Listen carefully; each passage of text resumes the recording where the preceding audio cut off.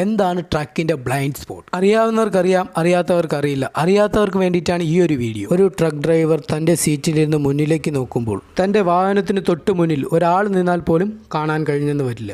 Side മിററിൽ, അതിലെ മുകളിലത്തെ മിററിൽ കിട്ടുന്നതെന്ന് പറഞ്ഞാൽ ക്യാബിന് ശേഷമുള്ള ഭാഗങ്ങൾ മാത്രമാണ്. അപ്പോൾ ക്യാബിൻ അവിടെ ബ്ലൈൻഡ് സ്പോട്ടാണ്. അതുപോലെ താഴത്തെ മിറർ എടുക്കുകയാണെങ്കിൽ ക്യാബിൻ്റെ ഒരു മുക്കാൽ ഭാഗം കിട്ടും, ഫ്രണ്ടിലെ തൊട്ട് വശം കിട്ടുന്നില്ല. അപ്പോൾ ക്യാബിൻ്റെ ആ ഒരു സൈഡ് പൂർണ്ണമായിട്ടും കിട്ടുന്നില്ല, കുറച്ച് ഭാഗം ബ്ലൈൻഡ് സ്പോട്ടാണ്. അവിടെയും ആൾ നിന്നാൽ പെട്ടെന്ന് ഡ്രൈവറിന് കാണാൻ കഴിയില്ല. റൈറ്റ് സൈഡ് എടുത്ത് നോക്കിയാലും നിങ്ങൾക്കിപ്പോൾ ഈ മിററിലൂടെ എന്ത് കാണാൻ കഴിയുന്നോ അത് തന്നെയാണ് ഒരു ഡ്രൈവറിനും അവിടെ ഇരുന്ന് കാണാൻ കഴിയുന്നത്.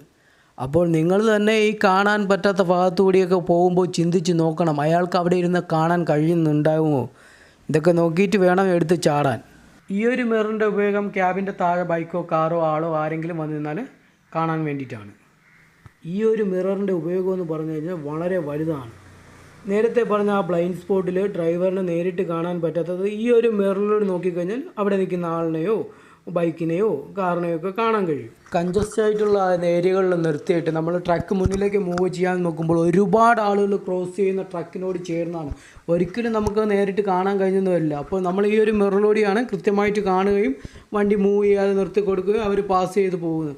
ഈ ഒരു മിറർ ഇല്ലാത്ത വാഹനമോ ഇനി ഉണ്ടായിട്ടും ഡ്രൈവർ ശ്രദ്ധിക്കാതിരുന്നാലും കാൽനട യാത്രക്കാരനോ ബൈക്ക് യാത്രികനോ മുന്നിലൂടെ അശ്രദ്ധമായി കടന്നു പോകുമ്പോൾ മരണം വരെ സംഭവിക്കാവുന്ന അപകടമുണ്ടായേക്കാം. ഇത് കണ്ടോ, ക്യാമറ മുന്നിലേക്ക് ചരിക്കുമ്പോൾ ട്രക്കിൻ്റെ മുൻവശത്ത് ഈ ഒരു ഭാഗത്തു കൂടിയൊക്കെ ആരെങ്കിലുമൊക്കെ ക്രോസ് ചെയ്ത് പോവുകയോ ബൈക്ക് വരുന്ന നിൽക്കുകയൊക്കെ ചെയ്ത് കഴിഞ്ഞാൽ ഡ്രൈവർ സീറ്റിൽ ഇരുന്നാൽ കാണാൻ കഴിയില്ല. ഒരു അപകടം ഉണ്ടായതിന് ശേഷമല്ല ശ്രദ്ധിക്കേണ്ടത്, ഉണ്ടാകാതിരിക്കാനാണ് ശ്രദ്ധിക്കേണ്ടത്. അതിന് റോഡിൽ ഇറങ്ങുന്ന നമ്മൾ ഓരോരുത്തരും ബാധ്യസ്ഥരാണ്. ഇനി ക്രോസ് ചെയ്യേണ്ട ഒരു സാഹചര്യം ഉണ്ടായാൽ ആദ്യം ഡ്രൈവറിൻ്റെ മുഖത്ത് നോക്കി ഡ്രൈവർ കണ്ടു എന്ന് ഉറപ്പ് വരുത്തിയതിന് ശേഷം ഒരു കൈ ഉയർത്തിപ്പിടിച്ച് ക്രോസ് ചെയ്യുക. ഡ്രൈവറിന് കൈപ്പത്തി കാണാനും വാഹനത്തിന് മുന്നിൽ ആളുണ്ടെന്ന് എളുപ്പത്തിൽ മനസ്സിലാക്കാനും കഴിയും. അല്ലാതെ ഇതുപോലെ ഒരിക്കലും ക്രോസ് ചെയ്യരുത്. വാഹനത്തിനുള്ളിലിരിക്കുന്ന ആൾക്ക് കാണാൻ കഴിയില്ല. വാഹനത്തിൻ്റെ ഫ്രണ്ട് ഗ്ലാസിനും എത്രയോ താഴെ കൂടിയാണ് നമ്മുടെ ഹെഡ് കടന്നു പോയത്. അതുകൊണ്ട് തന്നെ ഡ്രൈവറിന് വാഹനത്തിൻ്റെ മുന്നിൽ ആളുള്ളതായി കാണാൻ കഴിയില്ല.